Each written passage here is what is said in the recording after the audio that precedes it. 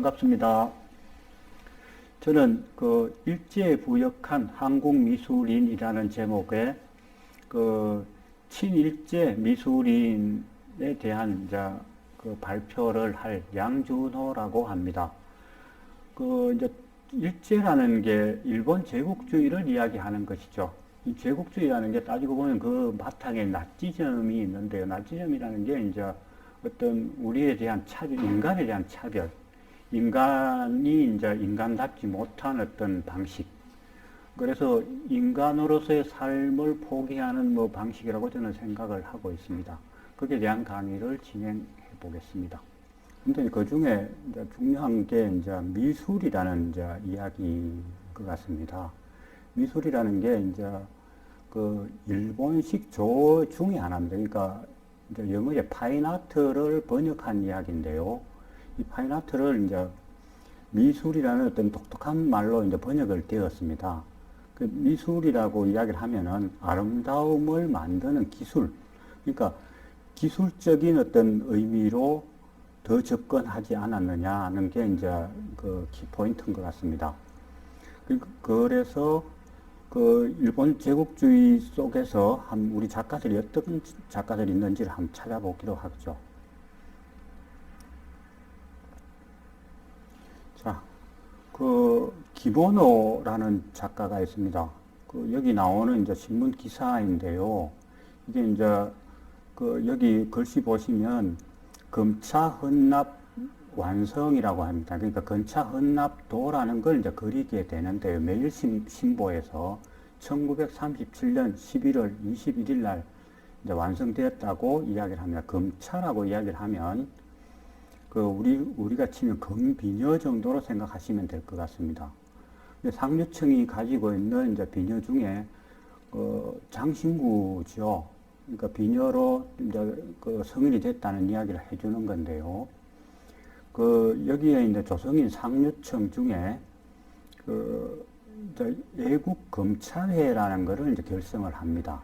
그 이 여자분들이 이제 모여서 그 검찰회를 결성을 하면서 금비녀를 11개, 금반지하고 금귀고리, 뭐 금기이개 각각 2개, 그리고 은비녀 1개, 현금 뭐 889원 90전을 모아서 이제 일본이 전쟁하고 있는 그 성전 승리를 위해서 국방 헌금으로 납부했다는 이제 기사가 있습니다.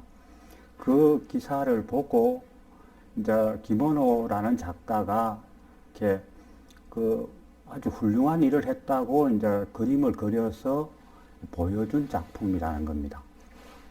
그래, 기모노는 이제 그 김복수라는 이제 그 검찰회 회장이 이제 그 총독에게 전달하는 그 이제 이야기를 이제 그림으로 표현을 한 겁니다. 어떻게 보면은 이제 그 일찍 이제 그 군국주의에 대한 이제 그 방어를 해주는 그런 이제 그 어떻게 보면 사회 선도자로서의 역할이 아니고 이제 사회를 이제 그 민족을 버린 어떤 그런 상황들을 이제 자랑을 하고 있는 거라고 보여집니다. 그런데 이제 우리 여기서 보면 889원이라는 이제 돈이 지금으로 치면 어느 정도 되느냐 하면은 뭐 2가지 이야기가 있습니다. 하나는 이제 뭐 한 1원이 지금으로 치면 상가로 쳐서 한 17,000원쯤 된다는 이제 부분이 있고요. 그러면 이게 이제 하여튼 1,000원 정도를 잡고 하여튼 1억 한 6, 7천만 원 정도 되는, 그렇고 현실 물가로 치면 그러니까 뭐 한 6, 700만 원 정도로 생각이 됩니다. 그러니까 실제로 어떻게 의미상으로 보면은 하여튼 뭐 1억 7천 정도의 이제 국방 헌금을 이제 상류층 부녀들이 그 이제 납입을 한 거죠. 그 상황에 대한 그림을 그렸다라고 보여집니다. 그런데 김원호 씨가 이제 어떤 일을 했느냐라는 게 이제 중요한데요. 김원호 씨는 이 작품을 이제 보시면 이게 이제 이제 제목이 1억 1심, 그러니까 우리 민족하고 그 일본인하고 합치면 1억 정도 그 당시에 이제 된다고 보고 1억 1심이라는 그 작품을 하는데 요게 보이시는 게 이제 후지산입니다. 후지산이고 후지산을 배경 삼아서 구름이 이렇게 있고 그 밑에 요 밑에 그 문이 이렇게 보입니다. 요게 이제 신궁으로 보여집니다. 그러니까 후지산에 있는 신궁에 대한 이야기를 이제 마음에 담은 거죠. 그리고 본래는 이제 요 성전 찬가라는 요 글이 요 작품 밑에 이렇게 이제 달려져 있게 이제 표현이 되어 있었습니다만은 그 내용이 하여튼 되게 우스꽝스러워서 제가 한번 그 좀 크게 올려봤습니다. 근데 이게 이제 그 여기 써 있는 미스무라 고이치라는 라고 쓰고 여기 읽으면 아마 여러분들 잘 아는 주요한이라는 이제 소설 시인이기도 하고 뭐 하여튼 학자기도 한 그런 분인데 뭐 이 양반이 이제 우리로 치면 그 친일에 아주 뭐 앞장을 섰고 창시개명에 가장 앞장을 선 분 중에 하나라고 이야기를 하고 있습니다. 이제 그분이 이 작품을 칭송할 정도로였으니까 이 작품이 얼마나 그 당시에 이제 의미가 있는 거였을까라는 것들을 보게 됩니다. 그리고 또 이제 지금 요거는 해방되고 난 후에 그 이당 김원호가 지금 그리고 있는 게 충무공 이순신 장군을 지금 그리고 있는 장면입니다. 그러니까 참 그 어떻게 보면 상당히 묘한 느낌이 드는데요. 이 양반 이렇게 친일을 하면서 그리고 있는 그림은 또 뭐 이당 그러니까 이당이 그리고 있던 그림은 그 충무공 뭐 이런 양반들을 그리니까 뭐 상당히 어떻게 보면 의패가 있는 그런 상태인 것 같습니다. 그리고 김원호는 1892년도에 태어나서 1979년도에 돌아가셨습니다. 그리고 이제 조선미전 참여 작가였고 조선미술가협회 평의원입니다. 지금으로 치면 조선미술가협회 평의원은 뭐 대단한 이제 미술 그 중에 실세로 생각을 하시면 될 듯합니다. 그리고 그 일본이 이제 자랑하는 반도총우 미술전 심사위원을 역임을 했고, 그리고 뒤에 이제 해방이 되고 나서 국전심사위원을 하고 또 거기를 넘어서서 예술은 또 회원이 됩니다. 그리고 뭐 훈장도 또 많이 타셨습니다. 문화훈장도 타셨고, 3.1 문화상도 타셨고, 5.16 민족 문화상도 타셨습니다. 그리고 이분이 또 그림을 그린 게 그 영정을 또 많이 그리셨는데, 우리가 알고 있는 뭐 그 일본을 되게 반대했던 논계 님에 대한 영정도 그렸고, 그 반일 세력이었던 안중근 그 의사도 이제 영정이 이분이 그렸고, 서재필 뭐 그리고 또 뭐 이성만 뭐 이런 분들하고 또 뭐 어떻게 치면 저 다음을 한번 보시면, 그러니까 이게 순종 황제 어진입니다. 그 순종 황제 어진의 이제 유지 처분인데, 이분이 이제 뭐 하여튼 그렸던 그림 지금 그 남아 있는 건데요. 이게 기름종에다가 이제 초본을 그려서 뒤에 이제 그 이게 이제 모본이 되는 거죠. 모본이 되어서 그림을 그리게 되는 거 가지고 이제 어떻게 보면 이제 잘 스케치해 놓은 거라고 보시면 될 듯합니다. 그리고 이제 그 김원호는 그러니까 성화미술원 출신인데, 성화미술원이 이제 어느 정도냐면 지금으로 치면 뭐 거의 서울대 미대 정도로 보시면 되는데, 최초에 우리 이제 뭐 미술교육기관을 이제 졸업하셨던 분인데, 그 선생님이 이제 안중식이라고 대단한 이제 뭐 한국 화가 중에 한 분입니다. 예, 다음으로 김원호가 이제 그림을 그리고 있는 그 자기 이제 장면이고요. 왼편에 있는 이 그림이 이제 제목이 응시사회라고 이제 할 수가 있는데요. 이제 응시사회라고 이야기하면은 네 개의 바다를 이제 바라보고 있다, 이제 주목하고 있다라는 거고요. 일본 이제 제국주의가 이제 네 개의 바다를 다 지배할 수 있는 이제 사회를 다 지배할 수 있다라는 어떤 이야기를 그 은유적으로 보여주는 작품 중에 하나라고 하겠습니다. 그런데 또 김원호 이분이 이제 그 또 지금까지 남아있는 회가 있습니다. 후소회라고 있는데, 이게 어떻게 보면은 이제 한국화의 가장 기본이 되는 그런 이제 의지를 보여주는 겁니다. 이제 우리 한국화를 보면 이제 공자 선생님께서 이야기한 후소지회라고 이야기를 해서 이제 바탕을 이제 아주 맑게 해놓고 나서 그 작품을 해야 된다라는 거죠. 그러니까 그 바탕을 먼저 만들지 않으면 작품이 되지 않는다라는 게 어떻게 보면 동양미학 중에 가장 중요한 그 방식인데요. 그런 이름을 따서 남아있는 후소회라는 게 이제 실제 정신이 그렇게 되어 갔는지 그에 대한 이제 의미들도 저희들이 한번 곱씹어 봐야 될 거라고 생각이 됩니다. 자, 다음으로 김인성 지금 오른편에 있는 분이 이제 김경성 씨고요. 위에 있는 형이 이제 김인성 씨 이제 형제의 사진입니다. 이 양반들이 또 아주 또 친일한, 그러니까 부역한 어떤 모습들에 대한 이야기를 해야 될 텐데요. 김인성 씨는 1911년도에 태어나서 2002년까지 사셨습니다. 조선미술가협회 회원이고요. 발기인도 했습니다. 그리고 평의원이었고 반도 총우미술전 초대 작가였습니다. 그리고 결전미술전 심사위원을 하였고 구신회, 단광회 회원이었습니다. 이게 대표적인 친일미술 단체지요. 그리고 조선미전 창덕궁상을 받았던 사람입니다. 그리고 나중에 이제 국전이라는 게 이제 해방되고 나서 생기는데요. 거기 심사위원을 하셨고, 예술은 회원도 했습니다. 그리고 한국미술협회 이사장도 했고, 이화여대 교수를 역임했습니다.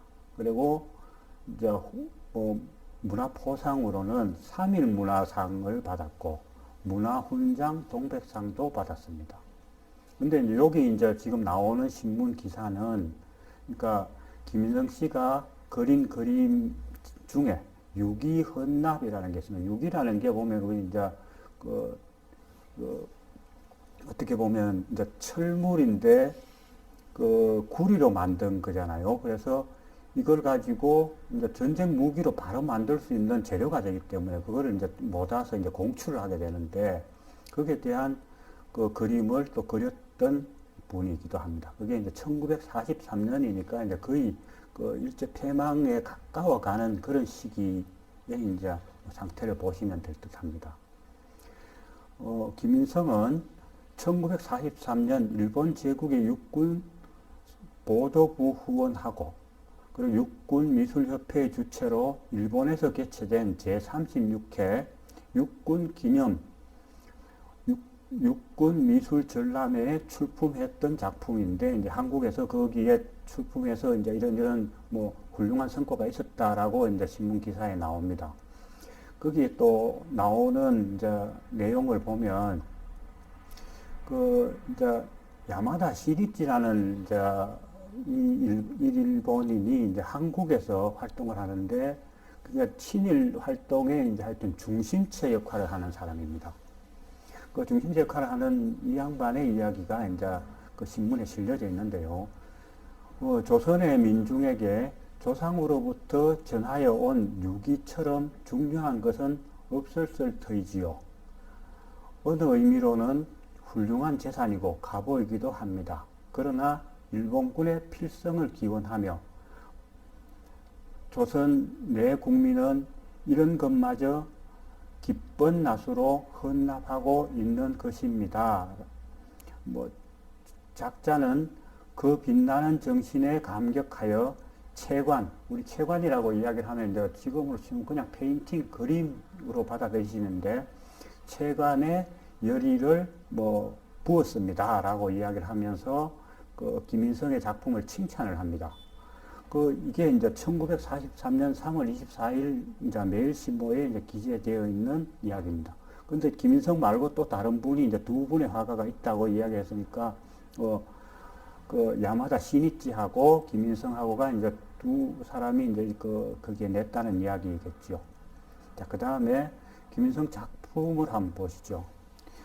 김인성이 이제 1936년도에 그렸던 이제 누드 작품인데요.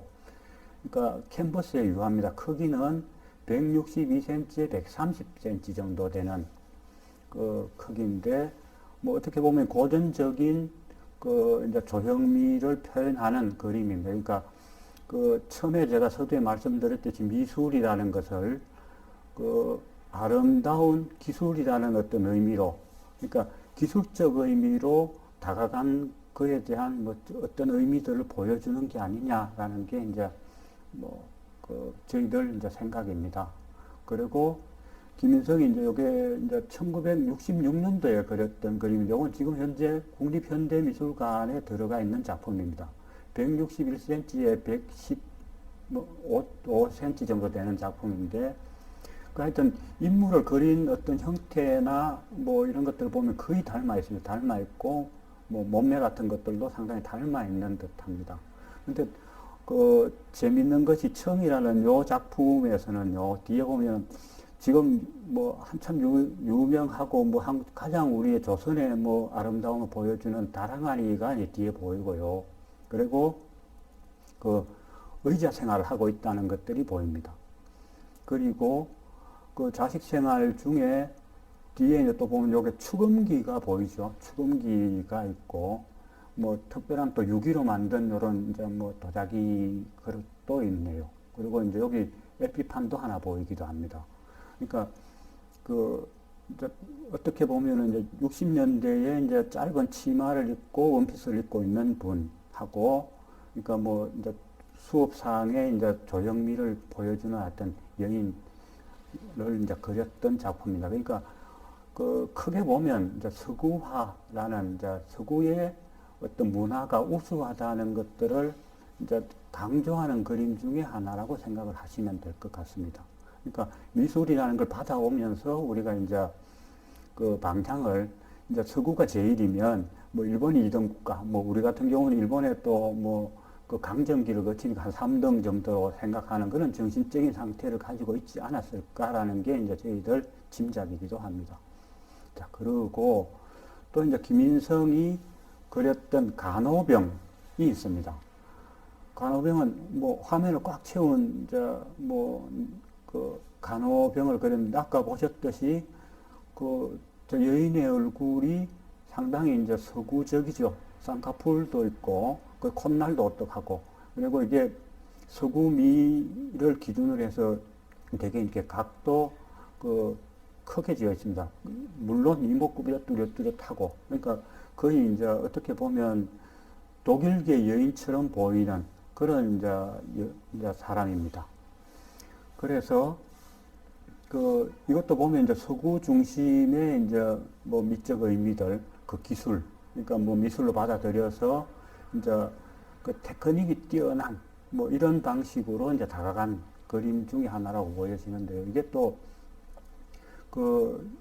이제 여기 밑에 보면은 뭐 황기 뭐 2603년 이렇게 되어 있는 거 보면 이게 이제 일본 역사에 대한 이야기인데요.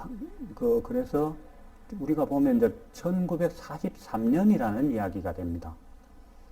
그리고 이제 여인이 하여튼 전쟁에 참여를 해라라는 어떤 그런 메시지를 담고 있는 거기도 하고요. 그리고 이게 실제로 군복을 입고 있고, 여인이 참여할 수 있는 여러 방법 중에 하나를 또 보여주는 간호병이라는 이제 독특한 이제 어떤 한 분야를 보여주고 있는 겁니다. 그리고 나름대로 뭐 이제 전쟁을 하는 뭐 여인으로서의 강력한 의지 같은 것들도 담겨져 있는 작품이라고 하겠습니다. 자, 또 다음을 보겠습니다. 다음은 지금 이분이 아까 이제 말씀하셨던 김인성 씨의 이제 동생 되는 김경성이라는 분인데, 지금 만들고 있는 게 보면 이제 지금 요게 이제 이순신 장군님의 동상입니다. 동상을 지금 만들고 있고, 실제로 제작해놔서 지금 들어져 있는 김구 선생님도 뭐 이 양반이 또 만들었습니다. 그러니까 이거 알고 보면 참 이렇게 그 친일을 그러니까 일제 제국주의에 부역했던 분들이 우리 대한민국의 그 가장 그 애국적인 분들을 참 만든다는 게 만약에 어떻게 보면 양심에 대한 문제가 아닐까라는 생각도 하게 됩니다. 자, 다음 보시죠. 그 김경성 씨는 자, 뭐 요 작품은 이제 오른편에 있는 이제 이 작품은 여명이라는 작품인데 1942년 조선미술전람회에 출품을 해서 총독상을 받은 작품입니다. 그 이제 내용적 의미는 여성도 이제 근로보국을 해야 된다라는 이야기를 해서 여성도 이제 하여튼 그 어떻게 치면은 뭐 성차별을 극복한 거기도 하겠지만 이제 여자 자원까지도 전쟁에 같이 이제 써먹겠다라는 이야기로 보시면 될 듯합니다. 그리고 이거는 중간에 있는 이 작품은요, 제목은 제4반이고 1944년에 이제 만들어진 작품입니다. 조선전람회에 출품을 한 작품인데 자격은 추천 작가로서 출품을 했습니다. 그러니까 애국 그 당시에 이제 이야기는 여성들을 이제 애국 반원이라고 해서 조직을 하게 되는데 애국 반원으로서 그러니까 그 전쟁의 어떤 막바지에 다루는 그 상태의 이제 보국 활동을 이렇게 어떻게 할 것이냐라는 거에 이제에 대한 의미들을 보여주는 작품이라고 하겠습니다. 그럼 김정성 씨의 이력을 이제 간략하게 보자면 이분은 하여튼 1915년도에 태어나서 1992년도에 돌아가셨습니다. 조선미술가협회 평의원이었고요. 조선미술전에서 아까 말씀드렸듯이 이제 여명여의 그 작품으로 총독상을 받아서 뭐 지금 추천작가 작품도 냈으니까 추천작가까지 되었던 사람이고, 결전미술전이라고 해서 그 전쟁에 대한 그 독려를 하는 작품들을 모은 작품의 심사위원을 했고, 그 아까 말씀드렸듯이 해방 뒤에는 안중근 의사, 김구 선생님, 그리고 안창호 선생, 월남 이상제 등 조각상을 두루 제작을 했습니다. 그리고 국전심사위원을 역임했고, 예술은 회원이었고, 홍익대 교수를 했습니다. 그리고 또 마찬가지로 3일 문화상을 받았습니다. 그리고 문화훈장도 받았습니다. 또 한번 보시죠. 자, 이 작품은 이제 그러니까 1943년도에 이제 냈던 조선미술전람회 냈던 작품 중에 하나인데요.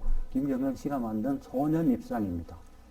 그리고 이제 어린아이도 그러니까 용기롭게 하여튼 우리 이제 전쟁과 함께 할 수 있다는 어떤 의미로 만들어진 작품인 걸로 보여집니다.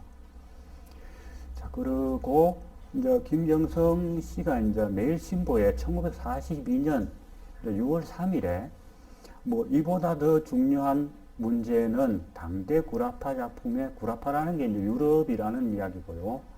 그 영향과 감상의 각도를 버리고 일본인의 의기와 신념을 표현하는데 조각계의 세기를 개척하는 것이 맞을 것이다 라고 이야기를 합니다. 그러니까 이제 일본이 주인공으로 해서 그러니까 서구 미술을 넘어서겠다라고 이야기는 하긴 하는데 만들어진 작품의 베이직은 하여튼 서구 미술 기조로 가고 있습니다. 그리고 김인성 나는 이 같은 중대한 사명을 위하여 미력이나마 다하여 하여튼 힘써 보겠습니다라고 이제 매일신보에 이제 자기 이야기를 하고 있습니다. 그러니까 미술관 자체도 어떻게 보면은 일본인 기준으로 작품을 하겠다라는 이야기를 쓰고 있습니다. 그러니까 따지고 보면 아까 말씀드렸던 김구 선생님 동상도 일본인 기준으로 만들었을 거 아니냐라는 의구심이 들 수도 있을 것 같습니다. 예, 다음으로는 이제 아까 말씀드렸던 김원호 씨의 이제 제자인 김기창이라는 분에 대해서 이제 말씀을 드리겠습니다. 이 작품은 그 총우병사라는 이제 그 제목으로 1944년에 이제 만들어진 작품입니다. 그 완전한 군장을 하고, 그러니까 그 이제 우리 따지고 보면 완전 군장이란 거죠. 그 군인이 하루 이제 전투에 나가서 쓸 수 있는 거 모든 이제 군장을 하고 무기를 다 들고, 그러니까 뭐 식탄 뭐 이런 것까지 다 준비를 해서 이제 그 잠시 쉬고 있는 그런 장면인데요. 하여튼 이렇게 쉬고 있는데도 보면 뭐 상당히 이렇게 의지도 강해 보이고 뭐 주먹도 꽉 쥐고 있고 뭐 이렇게 해서 결연한 어떤 모습을 보이고 있는 작품입니다. 물론 이제 뭐 수묵담체로 그려진 작품이긴 합니다. 그 김기창이란 분은 그 아까 말씀드렸듯이 훗소회라는 이야기를 했는데 거기에 이제 뭐 주역으로 활동을 하셨고, 뭐 뒤에 보면은 우리 뭐 바보산수 뭐 이런 걸 해서 한국에 이제 뭐 그 수묵화에 이제 가장 뭐 큰 인물 중에 하나로 뭐 꼽고 있기도 합니다. 그리고 그 이분은 이제 조선미전 이제 그 총독상을 받았고 추천 작가를 했고, 반도 총우미술대전 초대 작가를 지냈고, 결전미술전 조선군 보도부장상을 받았습니다. 그리고 그 세종대왕, 을지문덕 이런 분들의 또 영정을 제작하기도 했습니다. 그리고 수도예사대 교수를 지냈고요. 그 3일 문화상을 받았고, 은간문화훈장, 그리고 그 국립훈장, 모란장을 받았습니다. 5.16 민족상도 물론 받았습니다. 뭐 이런 분인데, 이분의 또 어떻게 보면은 뭐 이분은 조금 독특한 화가로서 좀 독특한 분인데요. 이제 어떻게 독특하냐 하면 그 이제 일반인들보다는 조금 장애가 있습니다. 그러니까 어떻게 보면은 귀를 이제 이렇게 말귀를 못 알아듣는, 그러니까 알아들을 수 없는 선천적인 이제 귀 정식 때문에 못 알아듣는 하여튼 그런 뭐 하여튼 장애를 어떻게 보면 극복한 사람 중에 한 사람이기도 합니다. 자, 그러면 요게 이제 여기 있는 그 오른편에 있는 작품이 적영이라는 작품입니다. 그러니까 그 적의 그림자라는 이제 이야기로 이제 그려진 작품인데요. 이게 그러니까 이게 1944년도에 그려져 있고, 소국민이라는 책에 이제 1944년 5월에 이제 그 실렸던 작품입니다. 그래서 거기에 실려서 결전미술전 조선군 보도부장상을 수상한 작품이기도 합니다. 그 어떻게 보면 착검, 그러니까 총에 칼을 꽂아서 바로 육박전 바로 직전에 있는 그런 그 상태를 보여주고 있습니다. 그리고 또 뭐 그 나중에 이제 이 작품은 1970년대에 국방부 소장되어 있던 작품인데 그 월남전쟁 기념 기록화로 이제 뭐 김기창 씨가 이제 그린 작품인데, 이 작품이 또 웃기게 이제 그 12.12 사태 때 여기 있는 인물 중에 이제 뭐 눈에 총알을 맞았답니다. 그래서 이제 복원을 했다라는 그런 설도 있습니다. 그 이게 어떻게 보면은 이제 근대사에서 또 일제 이렇게 부역을 했던 사람들이 근대사에 또 주요 또 작품들을 하고 있는 거에 대한 이제 뭐 어떤 상황도 한번 볼 수 있는 작품 중에 하나지 않겠느냐. 그러니까 뭐 이거는 결국에는 그 뭐 베트남전 참전에 대한 이야기로 보시면 될 듯합니다. 자, 그리고 김기창 씨의 이제 가장 기본적인 이제 모듈의 작품인데, 아까 봤던 그 김인성 씨 작품과 상당히 이제 뭐 장르는 다릅니다. 그 한국화라 그래야 되나, 일본화라고 이야기하는 게 어떻게 보면 더 맞겠죠. 일본인 사고를 가지고 있으니까. 그러니까 어떻든 이제 뭐 전통회화고, 그런데 양식이 닮아 있는 게 딱 있습니다. 자식 생활을 하고 있고, 소파가 있었고, 뭐 의자가 있고, 또 그다음 축음기가 여기는 중심축에 들어와 있는데, 그 뒤에 또 난초가 보이죠. 그리고 뭐 그림이 하나 걸려져 있고, 이것도 외색풍의 그림이 이제 걸려져 있습니다. 그리고 뭐, 바닥 생활을 하는데, 바닥에 이제 신발을 신고 들어오는 이제 서구 방식의 이제 그 형태도 보여지고, 그리고 뭐 이때만 해도, 그러니까 문양이 일반 대중들이 쓰는 오천 문양들은 하여튼 그 일본, 중국 이쪽이 훨씬 조금 발전해 있어서 그런 문양에 대한 이야기들도 이제 잘 보여주고 있는 그런 작품입니다. 그러니까 어떻게 보면은 가장 신세대 상황의 이제 모습도 보여주고 있죠. 그리고 뭐 이제 어린 여학생은 이제 이렇게 딱 뭐 우리 삼고머리라고 이야기하면 이렇게 잘라서 있는 방식. 그리고 뭐 또 재밌는 게 이 그림에서 보면 요 밑에 또 바닥하고 가구하고 이렇게 또 안 끓이려고 이렇게 뭐 받침을 해놓는 게 이게 좀 되게 독특하게 가장 튀게 또 해놨습니다. 이게 설정 문체도 될 텐데 되게 중요했던 값습니다. 그러니까 이런 생활을 하면 이런 게 이제 눈에 띄는, 어떻게 보면 하나의 포인트로 뭐 보일 정도로 이렇게 처리해 놓은 작품입니다. 그러니까 김인성 씨 그림하고도 너무 닮아 있는데, 또 하나는 제목이 이게 이제 정청이라고 되어 있습니다. 정청이라는 게 뭐냐면 우리 말 그대로 조용하게 듣는다라는 이야기인데, 본인이 이제 뭐 소리를 못 들으시니까 아마 이런 문제에 대해서 이제 음악이나 이런 문제에 대해서 이게 이제 좀 동경 뭐 같은 것들이 같이 포함되어 있는 작품이 아닐까라고 보여집니다. 그리고 또 이제 이거는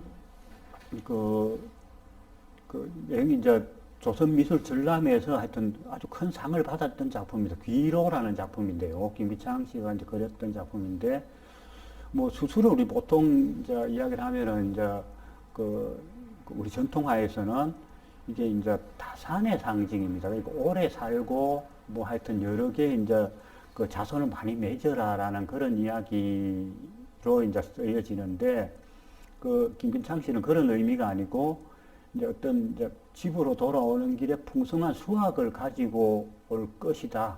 뭐 그리고 이제 일가족이라는 이제 뭐 엄마가 그 아이를 업고 있고 뭐 큰 아들은 이렇게 뭐 낯을 갖고 이만큼 이게 따서 오는 정도인데, 보통 저 옛날 같으면 뭐 이 사람도 지게를 지고 올 듯한데 뭐 그런 문제는 아니었나 봅니다. 그러니까 조형미를 좀 더 강조시키는, 사실성보다 조형미가 좀 더 강조되는 거. 그러니까 어떻게 보면은 이제 동북아인의 어떤 얼굴 형상의 생활 방식에 대한 이야기를 보여주는 거고, 이게 수가 이만큼 크다는 이야기는 어떻게 뭐 풍성한 뭐 어떤 상황에서도 풍성할 수 있지 않겠느냐라는 것들을 보여주는 작품 중에 하나라고 하겠습니다. 그리고 다음에 이제 김기창 씨가 요게 이제 요거부터 요건 조금 연대가 조금 올라오는데, 1970년대 이제 청록산수라는 이제 자기만의 독특한 화풍을 이제 개척을 해서 보여주는 이제 그림 중에 하나입니다. 그러니까 청록색을 이제 섞어 써서 이제 산수를 만드는 거죠. 그러니까 보통 이제 우리가 보면은 이제 묵을 기준으로 해서 산수화가 이제 주로 이루어진다면, 이제 김진상 씨는 하여튼 청록색을 넣어서 이제 새로운 어떤 대비, 색조의 어떤 뭐 강함, 이런 것들을 보여주는 그런 작품입니다. 그리고 요거는 이제 복덕방이라는 작품인데, 1950년대 요건 이제 뭐 전쟁기에 이제 하여튼 그려진 작품인데, 이제 우리 이제 이제 전통화가 가지고 있지 않은 이제 어떻게 보면 큐비즘의 어떤 느낌들을 어떻게 소화를 할 것인가에 대한 고민을 담고 있는 그런 작품으로 보시면 될 것 같습니다. 직선 처리나 면 처리 같은 것들이 이제 입체주의의 영향을 이제 보여주고, 어떤 의미든 간에 이제 한번 이제 형식 실험을 해보는 그런 작품으로 받아들여 주시면 될 것 같습니다. 자, 다음은 우리 아마 여러분들 잘 아시는 구분홍 씨라고 이제 구본웅 씨에 대한 이야기를 좀 할 텐데요.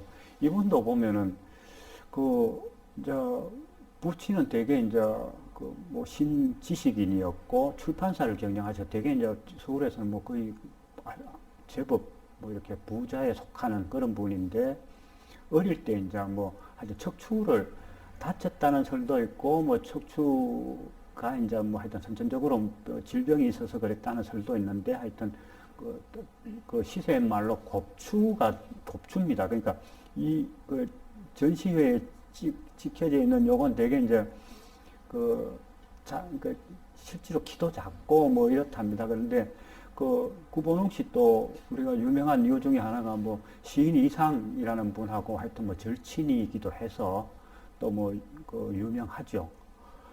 그리고 또 뭐 구본웅 씨의 손녀가 또 발레리나로서 뭐 아주 유명한 발레리나이기도 합니다.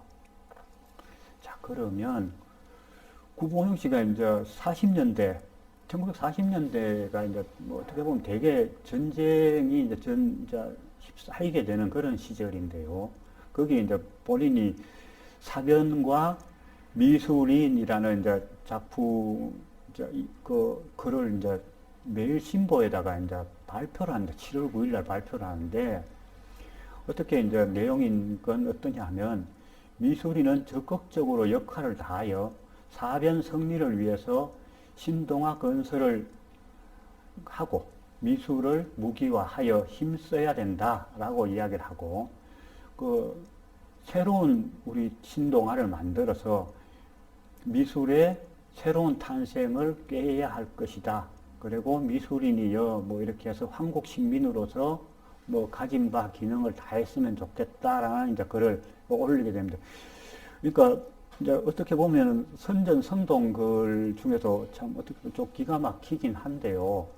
근데 이제 아까 이야기했듯이 그나마 또 구본욱 씨는 뭐 이런 하여튼 뭐 극악한 이야기는 하기는 하지만, 이 양반의 이제 장점 중에 하나가 뭐냐면, 그 어떻게 보면 예술이라는 게 이제 기계적인 테크닉 위주로 가져 있는 건 아닐 거라고 저는 생각을 합니다. 새로운 생각, 뭐 새로운 바탕을 가져야 되는데, 아마 시인 이상과 교류 같은 것들로 해서 그런 문제에 대해서는 이제 뭐 많은 부분에 대해 이제 고민을 했다라는 것들이 보여지기도 합니다. 그 중에 하나가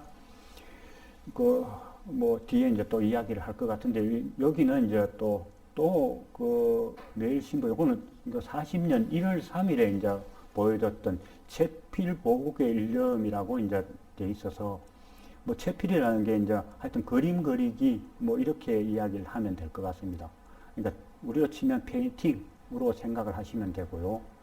그러니까 뭐 물감 색칠 뭐 우로서 뭐 나라를 지킨다 뭐 그런 생각을 한계로 가자. 그러니까 딱 생각을 모으자라는 그런 이야기입니다.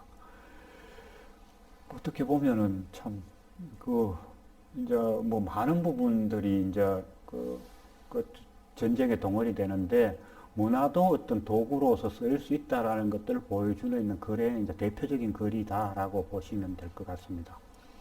자, 그런데 다음에 보면 이제 요게 이제 이상이 뭐 경영했던 뭐 서루라는 우리로 치면은 일본말로 서루인데, 학이라는 다방에 걸려져 있다는 그림입니다. 요거 이제 왼편에 있는 그림은 이상 이제 친구의 초상이라고 이제 제목은 적혀져 있는데, 이상을 그린 거라고 이제 뭐 다 이야기를 하고 있습니다. 그리고 오른편에 있는 이제 이 그림은 인물이 있는 뭐 정물이라고 뭐 크게 이제 뭐 제목이 없어서 그냥 이렇게 붙이고 있는데요. 되게 이제 큐비즘의 영향을 이제 받아 있는 것 같습니다. 그리고 더 재미난 것이 이제 여기에 이제 글씨가 써져 있는데, 셰르디허 다르라고 이야기를 하면 이제 불어로 이제 이게 뭐냐면, 우리가 치면 이제 노트 정도 되는 수첩, 노트, 뭐 그런 필기할 수 있는 곳, 그런 정도고, 미술에 대한 공책, 뭐 이런 정도로 보여지면 될 것 같고, 그런 책인데, 이게 유럽 갔다 온 분에게 물어보니까 되게 그 당시에는 뭐 유명한 책 중에, 그러니까 그 분기별로 나오는 유명한 책 중에 하나라고 이야기를 합니다. 이걸 받아서 이제 일본에서도 미술 수첩이라는 이제 월간지가 나왔습니다. 그러니까 하여튼 같은 의미로 보시면 될 듯 합니다. 그리고 요거는 뭔가에 대한 모험이라고 셀렉터 되어 있는 작품에 대한 이야기 책이 있고요. 그리고 이제 이게 미술 공부하면은 실제로 계속 모델을 할 수가 없으니까 움직이는 요 모형입니다. 나무 목조각인데 관절 모형이라고 이야기해요. 이렇게 그러니까 각 관절마다 움직일 수 있도록 그렇게 만들어진 목조각을 이제 대상물로 쓰기도 합니다. 지금도 크게 가끔씩 이렇게 관찰할 수 있는 방법 중에 하나이기도 합니다. 그리고 자, 요 또 다음 재미있는 부분이 이제 여기서부터 보실까요? 요거는 이제 여기 보시면 이분이 이제 이상이고, 요분이 박태원이고, 요분이 이제 김소근이라는 분인데, 이상은 여러분들 잘 알다시피 친구분이지만 일본에 가서 시도 아주 뭐라 그러면 우리가 치면 전위시, 그러니까 아방가르드 시를 썼던 사람이었는데, 일본 가서 어떻게 보면은 그 나쁜 한국인 이렇게 규정을 받아서, 그건 일본말로 하면 불령선인인데, 불령선인으로 규정받아서 거기서 하여튼 돌아가시게 되는 그런 상태가 되었고, 그 박태원 이분은 또 재미있는 게, 아마 여러분들 영화 감독, 유명한 영화 감독, 아마 세계적인 영화 감독 잘 아실 겁니다. 그분의 외할아버지 정도 됩니다. 그러니까 봉준호 감독이 하여튼 외할아버지로 보시면 됩니다. 하여튼 이분은 월북을 하셨고, 그리고 박태원이 이제 글을 쓴 글 중에 이상이 이제 했던 제비라는 다방을 이제 하나 차렸는데, 제비 다방에 이제 거기에 대한 일화를 이렇게 꽁트로 이렇게 보여주는, 여기 이제 그걸 보면은 나나오라라는 축음기가 이제 상당히 그때는 유명한 축음기 중에 하나였답니다. 우리 지금 브랜드 축음기겠죠. 축음기도 이제 하여튼 처분을 해야 됐고, 마담인 금홍씨도 나타나지도 안 하고, 이래서 손님도 없다, 이래가지고 하여튼 망하고, 스루라는 그걸 하나 새로 차렸다라는 이야기가 꽁트의 내용입니다.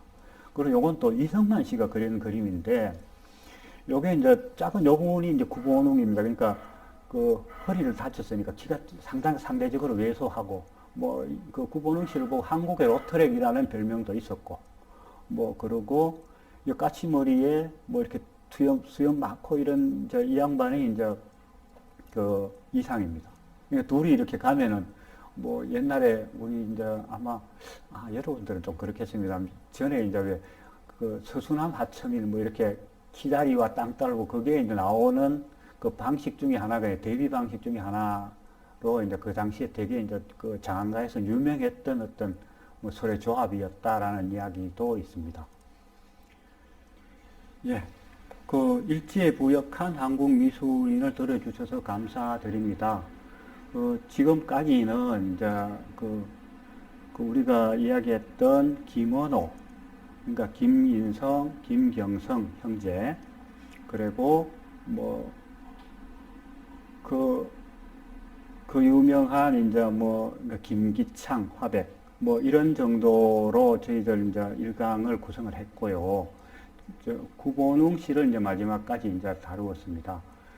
다음으로는 이제 2강에서는 조금 더 이제 뒷시대의 이제 작가들하고 이제 어떻게 의미를 가졌었는가라는 이제 문제를 한 번 더 살펴볼까 합니다. 고맙습니다. 양준호였습니다.